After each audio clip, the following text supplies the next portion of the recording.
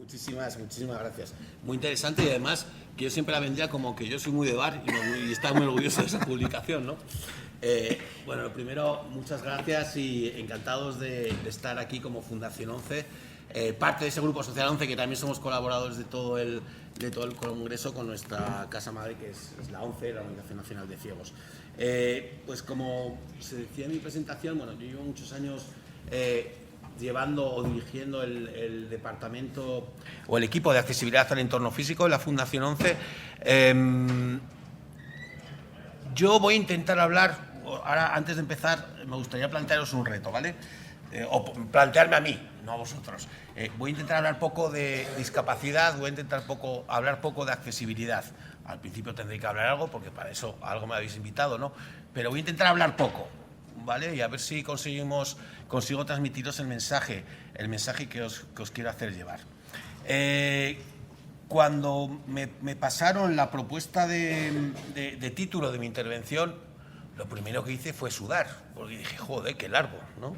Dije, voy a tener que hablar de todo lo que en principio sé y no sé, o mucho de la actividad que desarrollamos desde la Fundación y desde muchas otras entidades que trabajamos en el ámbito de la accesibilidad, porque había que hablar de una aproximación a la accesibilidad universal, las diferentes tipologías, entiendo tipologías de accesibilidad, el marco normativo sobre accesibilidad, que como veréis, luego os contaré muy por encima, porque si hay algo aburrido son las normativas, el marco normativo sobre la accesibilidad y luego digamos, el reto de la inclusión de la accesibilidad dentro de la gestión del patrimonio cultural, ¿no? Que es la gran base, la gran parte de mi intervención, pues bueno, estamos en un congreso en el que hablamos de patrimonio, ¿no? Y yo siempre me gusta y pongo qué significa la palabra principal de mi intervención, ¿no? Yo siempre pongo en Google. Es un procedimiento bastante simple, ¿no? Que es accesibilidad. Y puse accesibilidad y me decía cualidad que es de lo que es accesible, lo cual tampoco me daba muchas pistas, ¿no? Pero, bueno, puse en imágenes, que esto también da bastantes pistas cuando quieres saber de qué estamos hablando. Y bueno, ya vemos algunas cosas, ¿no? Sobre todo aparece de manera primordial y todos los ojos se nos van a ese logotipo, ¿no? del SIA, del Símbolo Internacional de Accesibilidad, que es esa persona en silla, esa silueta de una persona en silla de ruedas, blanco en fondo azul. Vemos alguna referencia a alguna persona ciega con un bastón blanco, que nos recuerda, pues eso, al cupón de la 11, ¿no? Que es como el logo de nuestro oncelio del Grupo Social 11. Pero yo me gustaría preguntaros a todos, ¿no? ¿Qué entendéis o qué pensáis que es la accesibilidad? Y para eso os reto a que hagamos una pequeña dinámica, ¿no? Un pequeño juego, ¿vale? Ahora que nos acabamos de tomar el café, nos hemos tomado un bocatín de jamón, nos hemos tomado un croissant, os voy a pedir a todos que os pongáis de pie en la sala. Estamos como 60 personas, para que tengamos ese número en la cabeza. Os voy a pedir que nos pongamos todos de pie.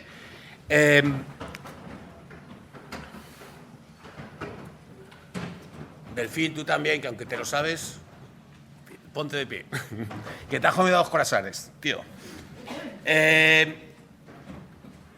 Os quería pedir, bueno, estamos todos listos, que se sienten los que tienen o los que usan gafas o los que tienen algún problema de visión, pues eso, que leen mal los prospectos, el móvil a veces nos lo tenemos que alejar ya un poquito, vemos el periódico un poquito de lejos o las señales cuando no son muy grandes los carteles, pues no los vemos. Bueno, ya casi nos hemos cargado bastante más de la mitad.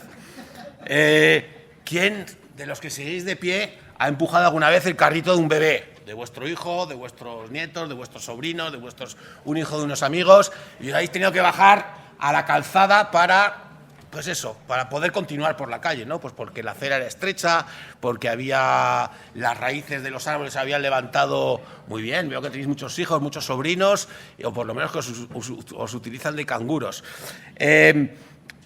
¿Quién no ha tropezado alguna vez con una bici y no la ha dejado pasar porque estaba mal aparcada la motocicleta, la moto, la bici, el patinete tirado por el suelo? Joder, os he sentado a todos. Y no nombro la palabra discapacidad. Os he sentado a todos y no he llegado a la pregunta que sabía que os iba a todos todos os mandaba al sitio, que era si alguno lo pasó en algún momento regular el lunes pasado, cuando se nos apagaron las luces. Seguramente muchos de los que estamos aquí tuvimos algún problema para hacernos hacer la cena el lunes, cuando estábamos en nuestras casas, más allá de que no pudiéramos calentar, sino que no podíamos en muchos casos, aunque tuviéramos velas o tenemos nuestros móviles, si aún nos aguantaba la batería desde las 12 de la mañana, para poder desempeñarnos y hacer cosas de la vida cotidiana, ¿no? Cosas que muchos compañeros, muchos ciudadanos, esa situación la tienen todos los días. Y si no tienen entornos que estén pensados para ellos y que estén dando soluciones a esas personas, pues bueno, pues no es una cuestión de 12 horas, de 15 horas, como nos pasó el lunes a la gran mayoría, que tenemos la gran suerte de ver, o de poder subir una escalera para subir a nuestra casa, ¿no? Y no tener que coger un ascensor, o de que no poder ver o tener ninguna información porque no funcionan los bucles magnéticos en una estación o en un salón de actos. Es decir, situaciones que, si no se han tenido en cuenta en el diseño, pues bueno, pueden producir situaciones que a muchas personas, como os decía, es su día a día, ¿no? Cuando hablamos de accesibilidad universal, al final es una cuestión de diseño, es una cuestión de generar entornos, productos, servicios que realmente sean utilizables de la manera más cómoda, autónoma, sencilla, segura, para que cualquier persona pueda utilizarlo de manera igual y justa, ¿no? Por eso decía que el diseño es esencial. El diseño se basa en el conocimiento básico y la satisfacción, sobre todo, de las necesidades de las personas. Yo soy arquitecto. Yo no puedo entender que compañeros arquitectos estén diseñando muchas veces edificios, viviendas, entornos, plazas públicas que serán muy modernas, tendrán unas características de belleza espectaculares, pero que no han tenido en cuenta cómo una persona mayor se sienta en un banco, cómo un niño puede jugar en la calle, cómo una persona con discapacidad puede salir desde su casa a comprar el pan, o cómo una persona mayor puede moverse con su carrito, puede ir al mercado con su carrito y volver sin problemas, sin tener que estar bajando y subiéndose salvando unos escalones que están realmente mal diseñados, ¿no? Es decir, cuando hablamos de accesibilidad, yo siempre digo que es una cuestión de diseño y que no habrá un diseño bueno si no es realmente accesible, y será accesible solo si se han tenido en cuenta las necesidades de las personas. Si nos vamos a otro punto del título, ¿no? Y esto, ¿cómo se gestiona la accesibilidad, ¿no? Pues bueno, hay mucha normativa. Estamos en un país que, si hay de algo tenemos, aparte de comidas diferentes por nuestra variedad cultural, es normativa de todos los ámbitos. Y en el ámbito de la accesibilidad, pues no nos quedamos atrás, ¿no? Que sepáis que la normativa en materia de accesibilidad está transferida a las comunidades autónomas, con lo cual tenemos 17 normativas en materia de accesibilidad, más 2 normativas en cada una de las dos ciudades autónomas, Ceuta y Melilla, más aparte tenemos una legislación a nivel estatal que gestiona las acciones en el ámbito de la edificación, como es el Código Técnico de la Edificación, en el ámbito del urbanismo, como es la orden TMA, pero tenemos una normativa esencial, que es a nivel estatal y que es esencial y la primordial, que es la Constitución española, que como sabéis, hace muy poquito tiempo ha estado con la reforma del artículo 49, la consideración de personas con discapacidad como personas de pleno derecho dentro del régimen normativo español. Es decir, la accesibilidad es un derecho, y no solo en España, porque tenemos la Constitución, en cualquier país. De hecho, se ratificó, y un montón de países, prácticamente todos de la Unión Europea, ratificaron ya hace tiempo la Convención de los Derechos de Personas con Discapacidad, que ya en el año que viene cumple 20 años, ¿no? Es decir, normativa hay mucha, pero yo siempre digo una cosa también, como arquitecto, y esto que no me oiga ni en los ayuntamientos ni en ningún sitio, yo digo que la normativa está para incumplirla. Pues sí, está para incumplirla, y está para interpretarla, y está para saber por qué están puestos estos parámetros que te exige la normativa, y nosotros como profesionales podamos plantear soluciones que realmente se amolden a las necesidades. Mucha de esa normativa, pues obviamente participamos en muchas de ellas, pues entidades de personas con discapacidad, profesionales, asociaciones, pero hay que interpretarla y hay que entenderla. Que me pongan que por qué tengo que describir un círculo de 150 centímetros en un baño, tendré que saber por qué. ¿Alguien sabe por qué es? ¿Para qué es? Algunos seguro que lo sabéis. Los que no estéis muy acostumbrados con la accesibilidad, si alguien se atreve a levantar la mano, ¿por qué es? Para circular con la silla de ruedas, para moverte adecuadamente. Exactamente, es para girar, hacer el giro completo, una silla de ruedas manual, que en muchos casos es menor ese espacio, ¿no? Salvo en Bilbao, que sabéis, en el País Vasco ese giro de 180. Si os pregunto por qué, igual alguno me decís que es porque son de Bilbao, pero es un 80 en Bilbao. Es decir, os quiero decir que lo que tenemos que hacer es interpretar y saber por qué son las cosas. Y en ese momento, cuando estemos haciendo eso, estaremos cumpliendo con una característica de diseño, que es el tener en cuenta las características de las personas. Y el tercer punto que quiero abordar en mi intervención es, por supuesto, la accesibilidad o ese reto de incluir la accesibilidad en el patrimonio, en la gestión del patrimonio cultural. Como sabemos y como digo, se dice esta diapositiva, ¿no? La importancia que se da al patrimonio cultural depende de muchas circunstancias en cada uno de los momentos de la historia en el que nos toca vivir, pero siempre tiene dos principios fundamentales. Para mí uno es un poco más importante que el otro, pero casi están al mismo nivel. En primer lugar, que el patrimonio se debe preservar, por supuestísimo. Eso es esencial, si no existiría esa figura, ¿no? Que es la preservación y el mantenimiento del patrimonio cultural, sea mueble, sea intangible, sea tangible, etcétera, ¿no? Pero yo digo una cosa, si no se puede conocer, ¿para qué quiero mantener el patrimonio?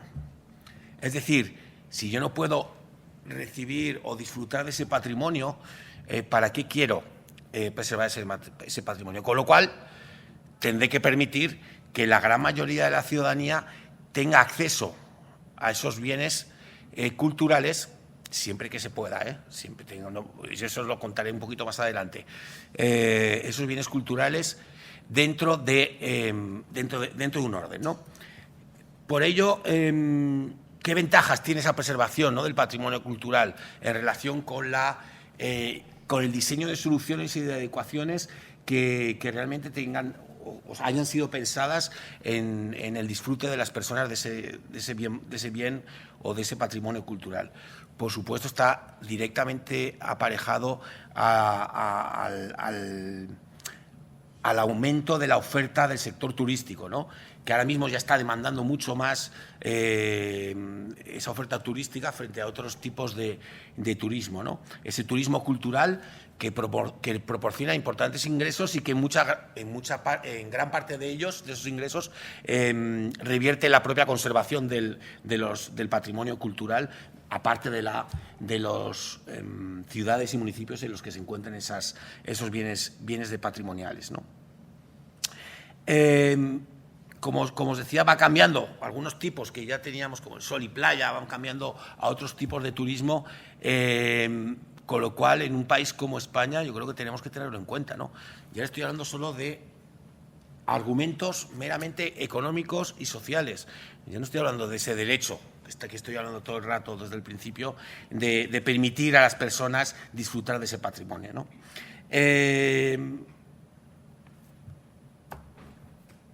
¿Cómo gestionamos o qué beneficios nos va a generar la adecuada gestión de ese patrimonio cultural? Por supuesto, va a beneficiar, como decía antes, la propia conservación de ese legado cultural. Podemos crear empleo, ¿no? Antes lo comentabas anteriormente en la intervención anterior, ¿no? ¿Por qué no promover la inclusión laboral? Vale, personas con discapacidad, por supuestísimo, pero otras personas que también en riesgo de inclusión, pues es un nicho de generación de empleo el trabajar y el invertir en patrimonio cultural accesible e inclusivo, ¿no? Por supuesto, aumenta la calidad de vida de toda la ciudadanía, de los usuarios, de los visitantes, a los cuales se les ha vetado desde hace tiempo el acceso a estos bienes patrimonio, y que también ellos pagan. Ellos pagan con sus impuestos como el resto de personas, y que tienen el mismo derecho que todos a poder disfrutar de esos bienes inmuebles, ¿no?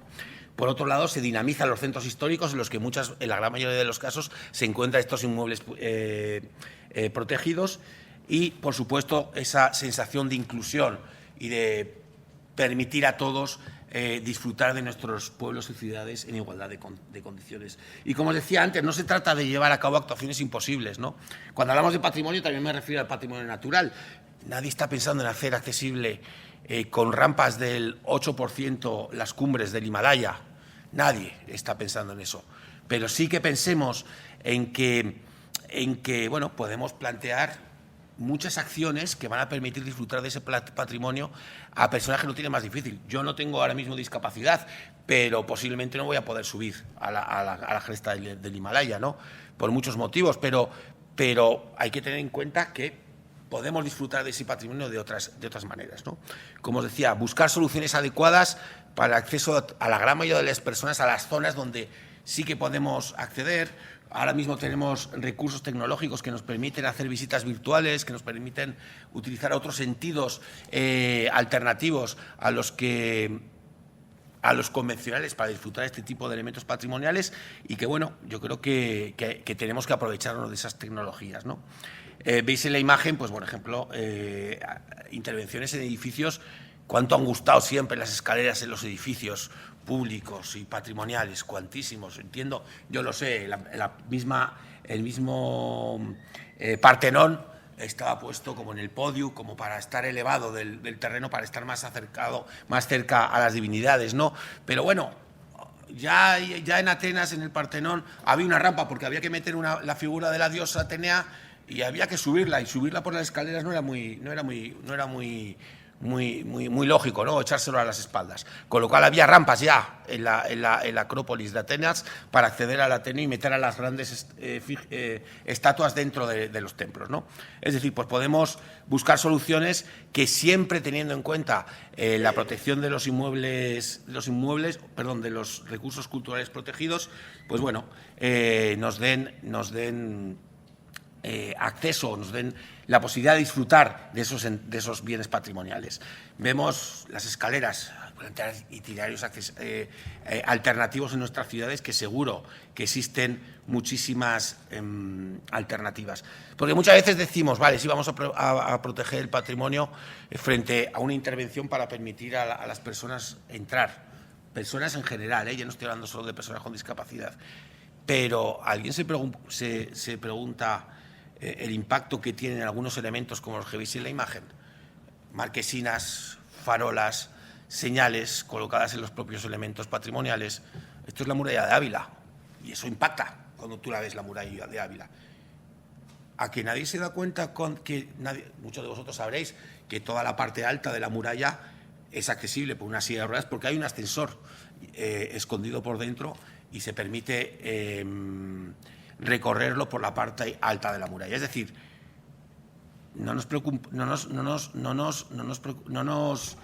somos conscientes de lo que se hace al patrimonio muchas veces, y nos rasgamos las vestiduras cuando decimos que de poder plantear itinerarios alternativos en nuestros edificios, en nuestros elementos patrimoniales. Estos elementos, como las postales en las lonjas de nuestros monasterios y nuestras iglesias, están al orden del día, y esto es impacto brutal en el ámbito patrimonial, ¿no? Frente a una rampa, una intervención ligera que pueda, bien hecha, estoy diciendo, pues bueno, creo que tampoco tiene mucha diferencia, ¿no? O bueno, vemos el impacto de aparatos de climatización en cualquier iglesia, en un retablo, que nadie puede decir, ¿cómo voy a poner un retablo? Voy a poner un cartel en braille para que informe para dar la descripción del retablo. Pero, sin embargo, tengo un aparato espantoso de aire acondicionado a su derecha, que creo que esto sí que realmente impacta, ¿no? o esto que aparece en cualquiera de nuestras pequeñas iglesias, ¿no? La aparición del cartel de las cámaras de seguridad de Prosegur, los carteles de la alarma de incendio, los focos espantosos colocados en la parte de arriba de los balcones, las señales de tráfico, falta el extintor y pues eso, las postales. Como veis, no estoy queriendo con esto decir que haya que no haya que tener siempre el máximo cuidado, pero que no nos rasguemos las vestiduras cuando estamos diciendo no podemos hacer nada en el patrimonio cuando se están haciendo cosas auténticas aberraciones, ¿no? En nuestras ciudades, en nuestros cascos históricos, pues bueno, se pueden hacer siempre las acciones teniendo en cuenta, pues bueno, los antecedentes, los pros, los contras, la historia sobre todo, el porqué. Pues bueno, vemos algunas intervenciones que se llevan en nuestras ciudades con la instalación de elementos mecánicos que permite la comunicación de diferentes barriadas colocadas a diferentes cotas de altura y que realmente están revitalizando muchos de los cascos antiguos de muchas de nuestras ciudades, ¿no? Como veis, veréis muchos elementos como, pues bueno, como estos ascensores que veis en las imágenes, diferentes rampas y plataformas.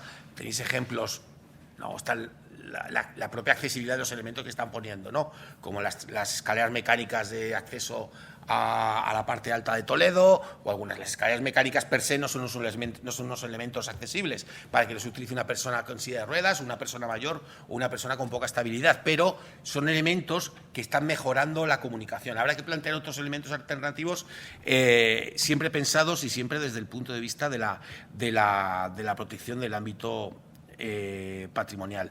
Como sé que luego por la tarde Delfín hablará de los entornos construidos, edificados también, pues bueno, no voy a pasar, pues tengo hay muchos ejemplos, ¿no? Todo lo que se ha hecho en las galerías de las colecciones reales, en las que tuvimos la oportunidad de participar desde Fundación 11, en todo el tema de comunicación, de implementación de elementos de comunicación, de señalización, implementación de bucles magnéticos, bueno, todos estos sistemas que mejoran claramente el acceso a los contenidos de estos entornos patrimoniales. En parques nacionales, entornos naturales, la importancia de permitir hacer itinerarios que tengan pavimentos adecuados, que haya un pavimento adecuado, que tengan elementos de protección que permitan usarlo por cualquier persona. No hace falta hacerlos porque no hay una normativa en entornos naturales, pero adecuémoslos un poco al entorno natural en el que nos movemos, ¿no?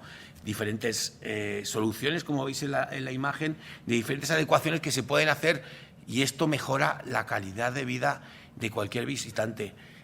Mejora la calidad de la visita de cualquier persona que asiste allí, no solo de las personas con discapacidad.